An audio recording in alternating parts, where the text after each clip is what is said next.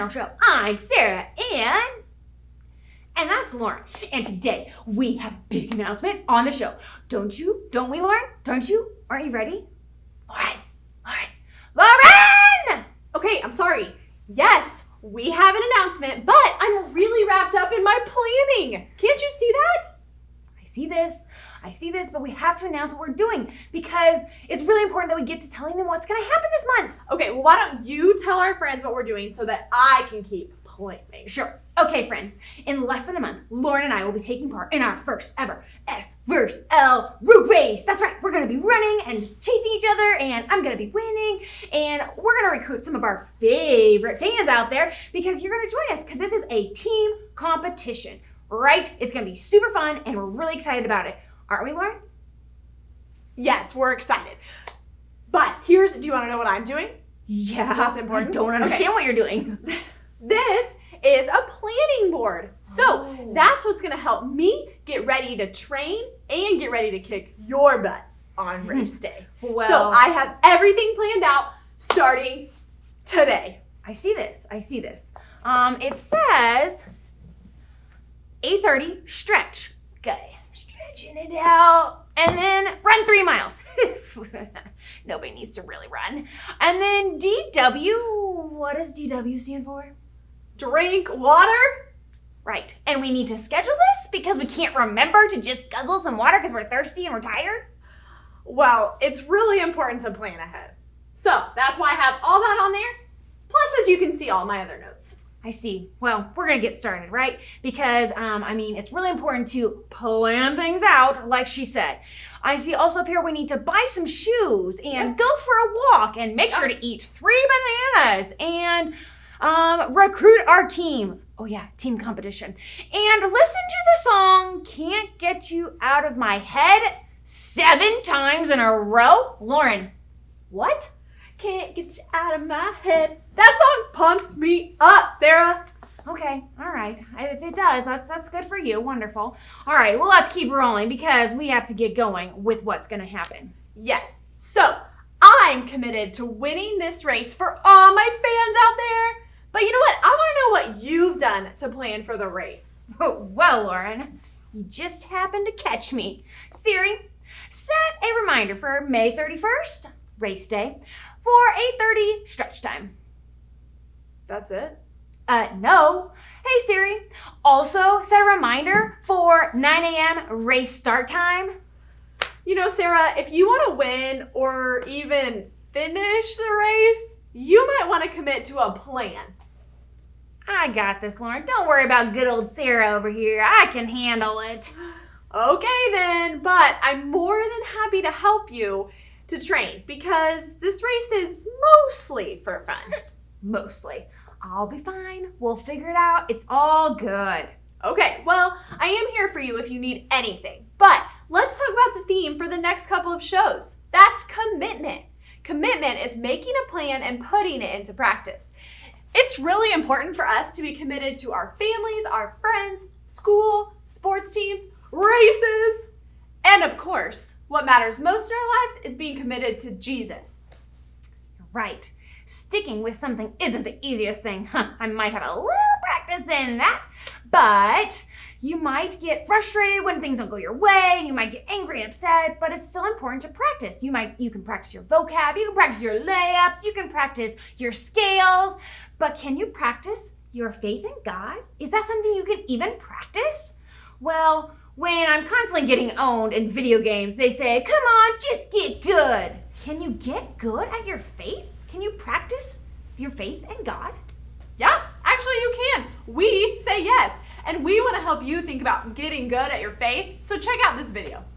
Inspired by the book of 1 Corinthians, chapter 9, verses 24 through 25. Did you know that some writers of the Bible talk sports? Well, not every sport, but at least one that you are familiar with. Yep, running. Running has been around ever since God created people. In fact, the Apostle Paul uses running as an example in one of his letters to the church in Corinth. In a race, all the runners run, but only one gets the prize. You know that, don't you? So run in a way that will get you the prize. Now, Paul is talking about more here than just running, but first you have to understand what it takes to run a long race. Let's say you want to run a marathon. That's 26.2 miles. There's no way you can just hop up off the sofa where you've been playing video games for months and run that far. So, you need a plan. When I was preparing for my first marathon, I found this plan.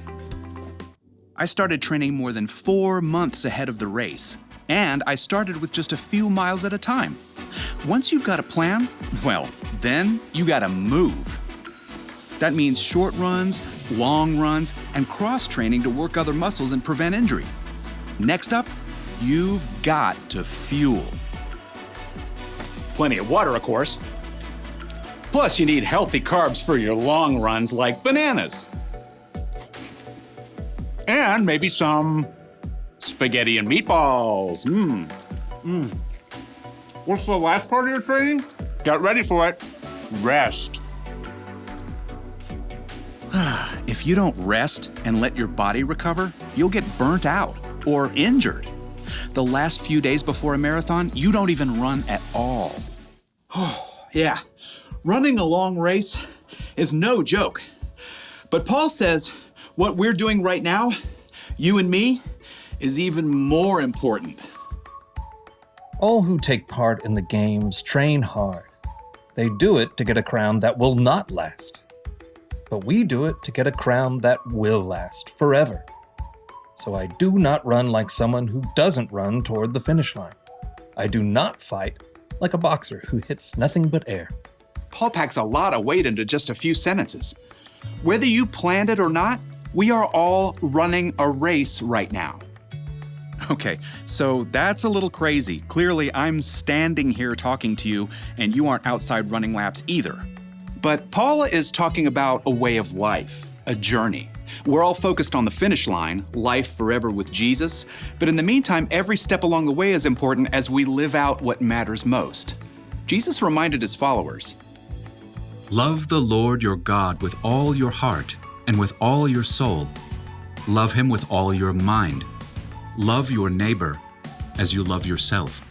Yep, love God, love others. That's what matters on this journey together. But just like you can't skip from jogging 1 lap around the school gym to running a 26.2-mile race, you're gonna need some practice. Your Love God, Love Others marathon needs a training plan. Now, none of us have it all figured out, but here are 4 important things to start with. In fact, you may already be doing some of them. First point, hear. God is the master teller of this amazing story. He's the author of this whole race, so the most important thing is learning to hear from God. That means digging into God's word and hearing the stories and wisdom from people who walked with him. And you can also hear from God from people around you in your life who know and follow him. Now, here's the second step in training for our Love God, Love Others marathon. Pray. Okay, when you hear pray, you might think, In nomine Patris et Filii et Spiritus Sancti. Truth is, you don't need fancy words to pray. You can talk to God anytime, anywhere, about anything, just like talking to your mom or your best friend. Now let's take a look at point 3 in our training plan. Talk. Hello out there!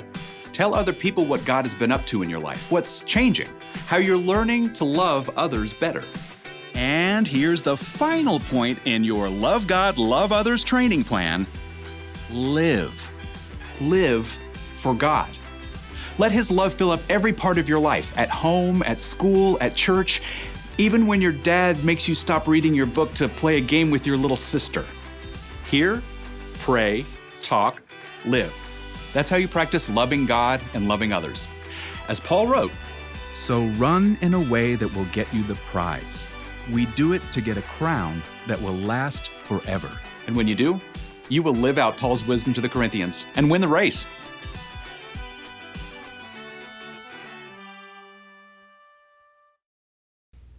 When you practice loving God and loving others, When you get a plan and stick to it, when you keep the important things important, you'll start to live out what Paul was writing about in his letter. You'll run the race to win the prize. And this prize is eternal life with God. That is a sweet prize, if you ask me.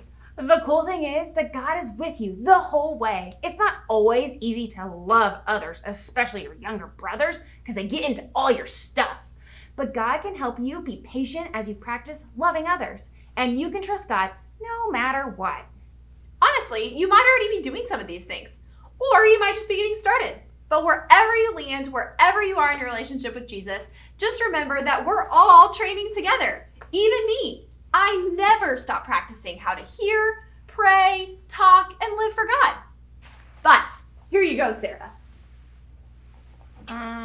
What is this, Lauren? This is a planner, not for our race, but for practicing and living out our faith. I like writing down a plan for how I'm going to love others. Like today, I wrote down, give Sarah a planner. See? This is just one way to help me get good at following Jesus. That's so cool. Thank you so much. I can tell that I'm not the best at planning things, and this is really going to help me get to the important thing of following Jesus, because that is important, and I'm willing to work at it and try and understand how to better follow Jesus. So this will be a good planner. Thank you. And these guys up here, what are all of these things for? Sticky notes? They are so great to use as reminders. Are you telling me that you've never seen them before? Of course I have. Oh my gosh. So, remember to practice what matters most. That's our bottom line for today. I'm Lauren. And I'm Sarah. We'll see you next time on the SNL show.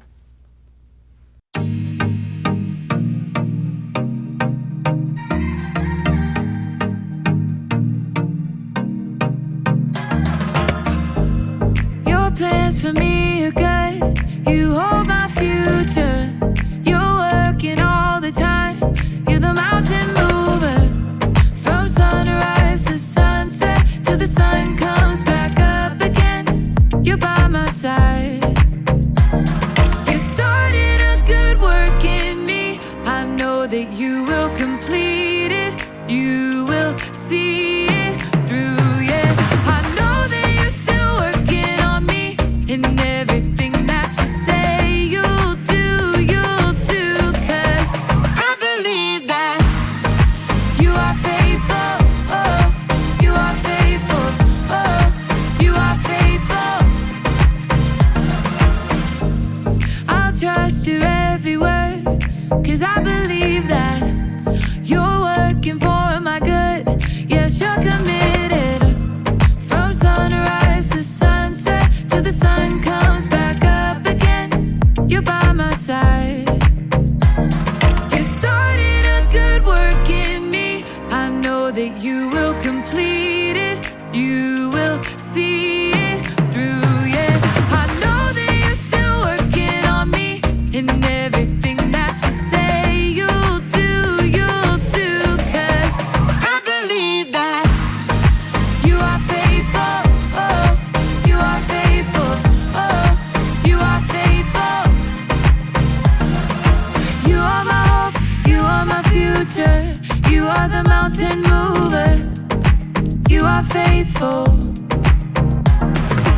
You are my hope, you are my future. You are the mountain mover. You are faithful. You started a good work in me. I know that you will complete it. You will see it through, yeah. I know that you're still working on me. And everything that you say you'll do, 'cause I believe that you are faithful, oh, you are faithful, you are faithful, oh, you are faithful, oh, you are faithful, oh, you are faithful.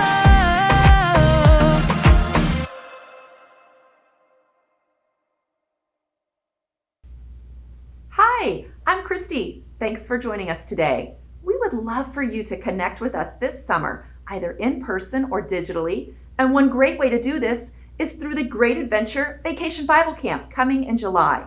You can find more information on all this on our website at core.org/kids or email us at kidscore@core.org.